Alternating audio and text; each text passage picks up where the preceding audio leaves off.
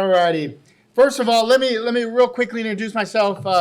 Maricopa County Supervisor Steve Gallardo, representing District 5, which is southwest portion of Maricopa County. I want to first thank you all for joining us for what is our first luncheon discussion. We are planning to host many in the future on various topics. But one issue that is near and dear to the hearts of myself and my colleagues on the board, as well as many here in Maricopa County, is the issue, of course, around domestic violence. I can tell you and share with you, just after taking office here at Maricopa County as a supervisor, one of the first calls we got was an individual who was seeking assistance, was in a tough situation. She was looking for help. She had nowhere to turn, and kind of shame on me, even as being an elected official on a school board and in the legislature. I was dumbfounded, like, who do I call? Where do I turn? And this young lady was in need of some help. We real quickly started making some phone calls and reached out to the Coalition to End Sexual Assault and Domestic Violence. There they are in the corner. Reached out to them, and we were able to get this young lady into some services, some help, and be able to address a difficult situation that she was facing. But this is an issue that has really been on the forefront of many jurisdictions. I was talking to our assessor, Eddie Cooks. By the way, I should do some introductions here. Eddie Cook, our assessor, is joining us. Thank you for taking time. Him and I were chatting on the side, and his work and leadership there in the town of Gilbert as a council member has really brought and raised the attention and efforts around domestic violence in the East Valley. So thank you so much. We appreciate you being here as well. But we were thinking in my office, what can we do? What can we do to help our county employees? If there's a county employee that is in a tough situation, chances are they might be kind of embarrassed, ashamed. They don't know where to go. They don't know what to do. They're kind of a little intimidated and turning to someone for help. So we thought, well, let's, if anything, let them know that we're here. We're here to help, and whatever we can do to help them in their tough situation. I think that's really the whole purpose of wearing purple. Today's National Purple Day. Many of you are wearing purple, and it really sends a loud signal and voice to someone, one of our coworkers or someone we know, perhaps in our neighborhoods or just a family member or friend that is in a tough situation, to let them know they're not alone. We're here, and we're here to help. So we worked real hard with our county manager to paint or light up the Maricopa County Administration building purple. And it was interesting. I was talking to my colleagues the other day. When we first started, I think it was Phoenix and Maricopa County that were really the only buildings in downtown Phoenix that were lit purple. Now, if you were to drive at night, you'll see the state Supreme Court. You see the governor's office. Many of the state executive buildings. You'll see the Phoenix Suns light up the Footprint Center purple. You see them at different municipalities across the county. Everyone has joined the effort to bring awareness around domestic violence and try to address many of the critical issues that some people are facing right now. We first started by doing a coffee. Many of you may remember prior to COVID, we would set up a table right outside the elevators right here as employees were coming in from the parking garage. They would be able to stop at our every Friday at our tables right up front. We had the various providers that joined us every Friday, and we offered free coffee and danishes and donuts, and folks were able to get information off the tables, and we were really working to really bring awareness to around domestic violence here in Maricopa County. COVID hit, unfortunately, like many things, kind of stopped a lot of stuff. But we decided to do something a little different, and that's what brings us here today, is to have just a lunch. Let's just bring people together. Let's just talk. Let's bring in our providers and let's just have a discussion. Let's continue to have this dialogue here in Maricopa County. Long and behold, our lunch, because of limited seating, filled up really quick. But we want to do more, and we will do more. But I do thank everyone for coming. Along with us, we have, many of you have already made your rounds to the tables. Some providers that are working really hard and diligently to service the community around domestic violence. CPLC, the Calores program. I've been to the shelter of CPLC. I participated in many of their events. They do great work, so thank you, CPLC, the Calores program, for being here. Much appreciative. Also with us is the Southwest Indigenous Women's Coalition. They're right here, working in many of our tribal lands. Thank you. Let's give them all a round of applause. Thank you so much. And then the Arizona Coalition to End Sexual Assault and Domestic Violence is right over here, the coalition. Thank you so much. They've been a great resource. So all our providers, and there's many providers out there, but I just want to commend all the providers out there that are working so diligently to service. Uh-oh, we're going dark here. We didn't pay the light bill. Is it censored? Is it censored? Is it censored? We're learning. We're new to this building, this room here, guys. Real quickly, I do want to introduce my staff who worked real hard in putting this lunch together. My Chief of Staff, Chris Arizarga Williams, right here. Chris, longtime board member on the coalition. She just termed out after 8 years, and she has been pushing me so hard to do even more, and I thank you, Chris, for all your efforts and continuing to push me and remind me. Also with us is David Galaviz. Where's David? David Galaviz. He's with us, helps coordinate all the great work. And Angel Vega, our newest member, Angel Vega, is here helping us. Thank you, Angel. If it wasn't for the help of these folks and many here in Maricopa County, today's luncheon would not have been possible.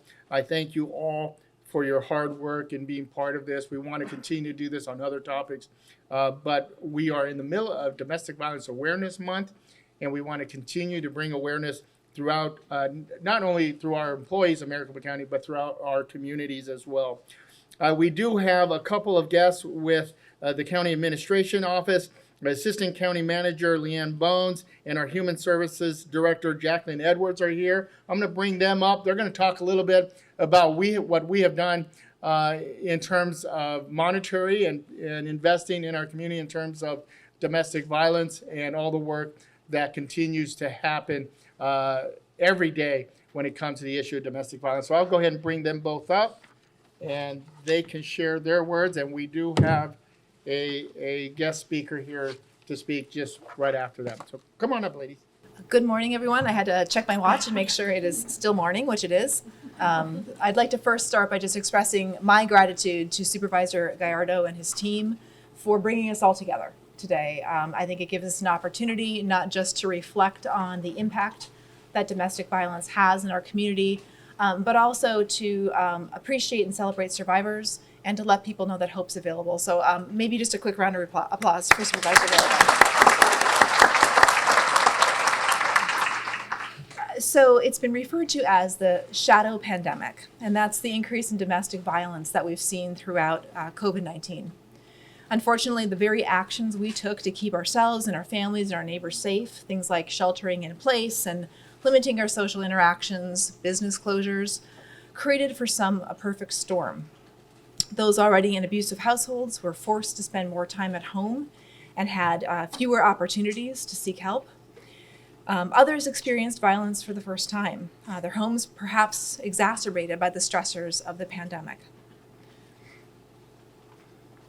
Sadly, a recent survey of domestic violence survivors found that new or increased intimate partner violence was significantly more prevalent among those who were essential workers, pregnant, unable to afford rent, unemployed or underemployed, or whose households had experienced a recent change in employment.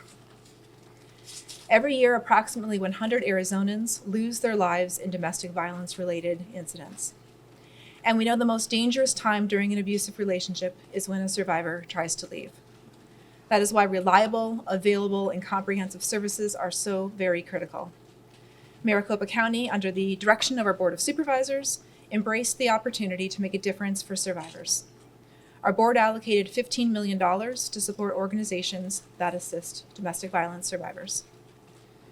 Through a partnership with the Arizona Coalition to End Sexual and Domestic Violence, these funds have supported more than 24 organizations, providing emergency shelter, transitional housing, financial assistance, funds for rent and utilities, legal services, and counseling to members of our community seeking to leave an abusive living environment.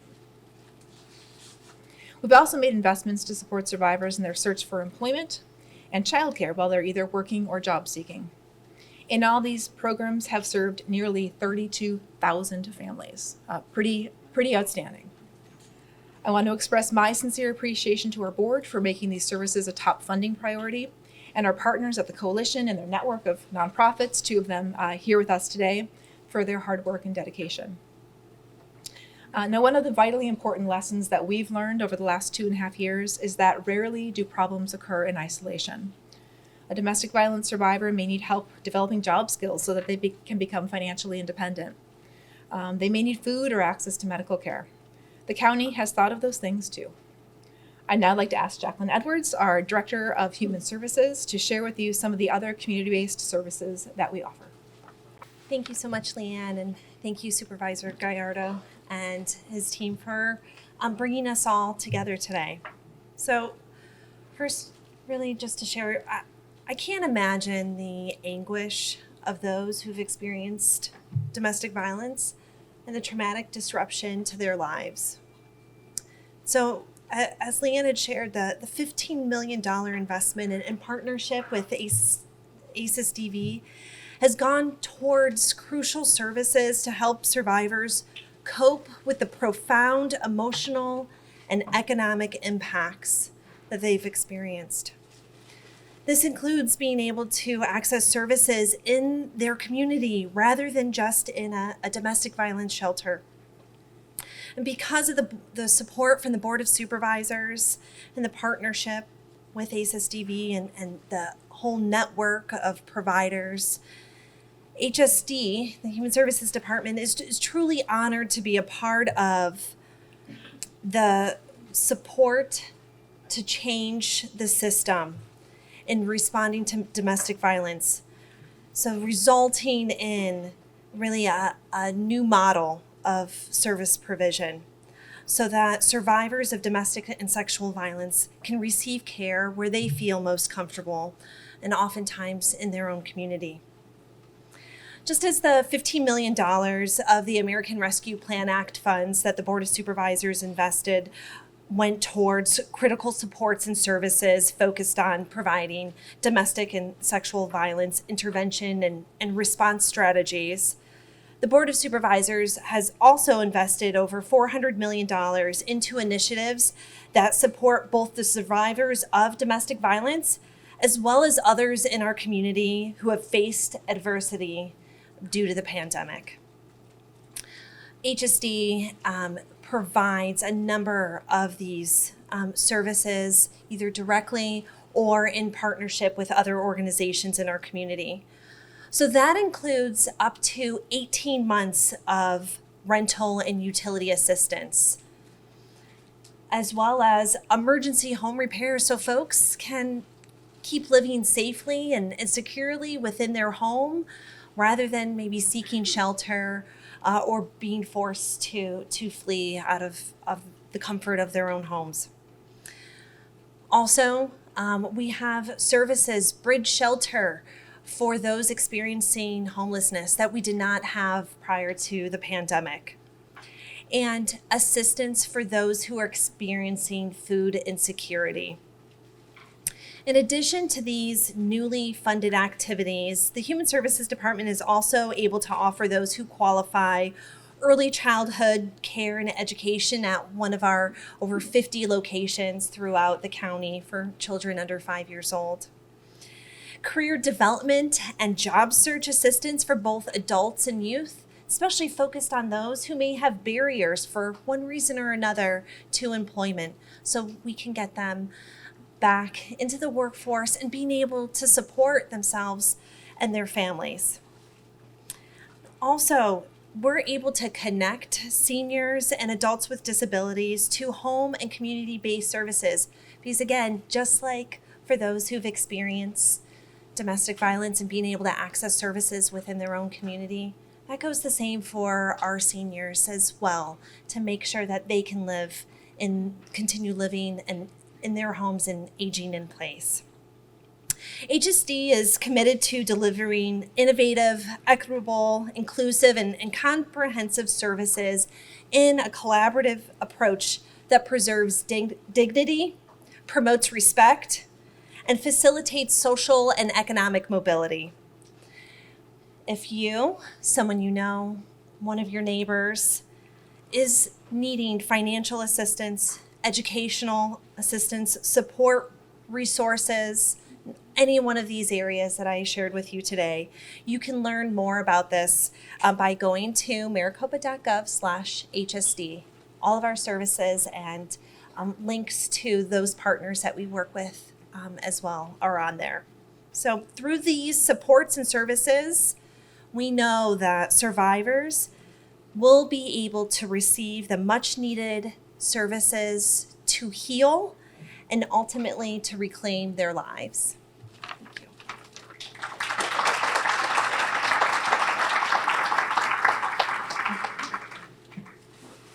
Thank you, Leanne and Jacqueline. The work that my office and many of my colleagues have moved forward with the issue around domestic violence could not be possible. We didn't have the executive team that was so supportive and helping us push a lot of these initiatives and helping us fund many of the programs. They do all the work behind the scenes. We get the credit, they do the work. So thank you both for everything you all do. On to our keynote speaker. She is a domestic violence survivor herself. The father of her children nearly killed her, and she was able to get herself and her kids out of a terrible situation. While she is rebuilding her life, Maricopa County has been able to help her with first month's rent, utility assistance, a new washer and dryer. Her road to recovery has been nothing short but miraculous. Vanessa Martinez is here. Thank you so much for being here and being so brave to share your story. Let me go ahead and turn it over to you. Thank you for being here.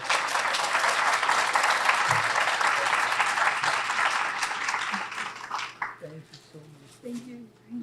I appreciate you having me. Thank you. Good morning. I'm Vanessa Martinez. I'm a survivor of domestic violence and gun violence. I survived being shot in the head by the father of my children. September 11, 2021 started out a day of celebration. It was my baby's second birthday party. That Saturday morning, I returned home with my daughter's cake and food for her party. As I finished unloading, I was approached by my ex with a crazed look in his eyes, a look I've never seen before. And in a blink of an eye, I quickly was in a horror film of my own. I told myself to run, and as I ran in my house and locked my door, Antoine, nearly breaking my window, gets in. I start to rush my kids upstairs to their room. As I turned around, quick like Jason, there he was. I back up, preparing myself for a fight I can handle, not knowing I'd soon be fighting for my life. Antoine, definitely under the influence, started accusing me of being with another man that morning. "It's the baby's party," I pleaded. "Look at you. This is why we're not together anymore. This is why I don't want to be with you. If I can't have you, no one can," were the last words he said right before the gunshot. The force of the bullet caused me to take a step back, my knees locked, and I fell to the ground. I immediately felt a burning pain in my face.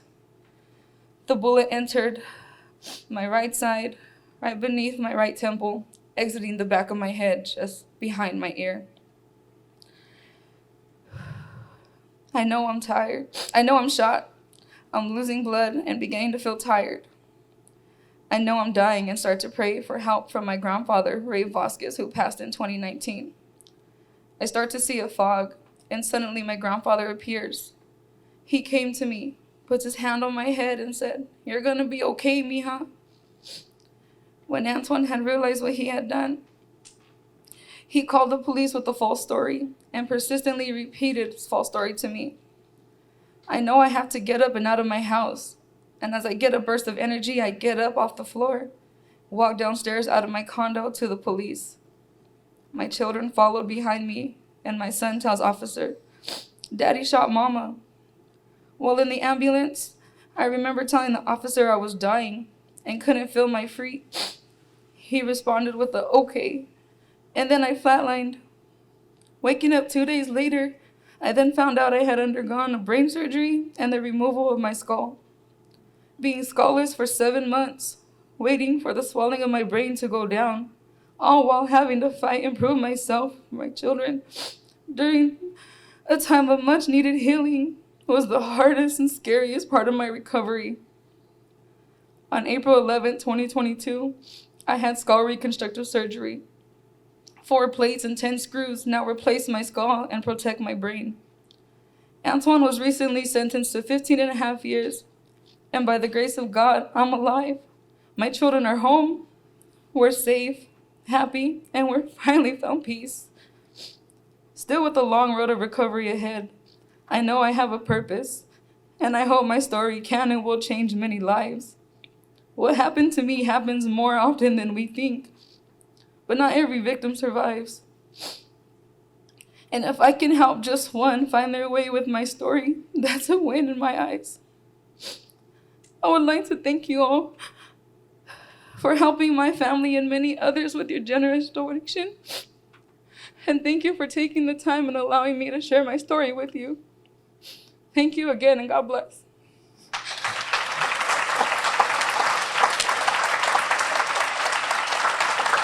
Thank you, Vanessa, for being so brave and to share your story with us.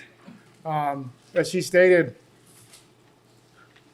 there are many, many situations and many stories similar to that. We hear them too many times. I think it's upon us all to really step up and do what we can to reach out, not only to our coworkers, neighbors, family members, and anyone that's in a tough situation. Do what we can to help them out. One of the best things we can do is let them know that they're not alone. We're here, and we'll do what we can to save them. Thank you all. I want to real quickly say thank you once again to all our providers.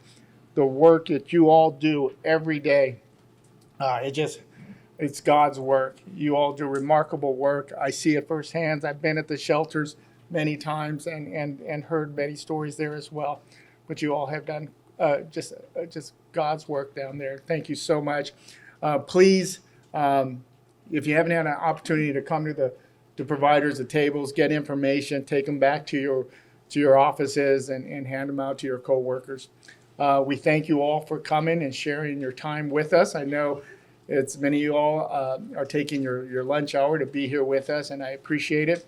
We're hoping to continue to have these types of discussions throughout the year, and hopefully you all will join us at our next topic. So thank you all for being here. God bless you. Have a great day.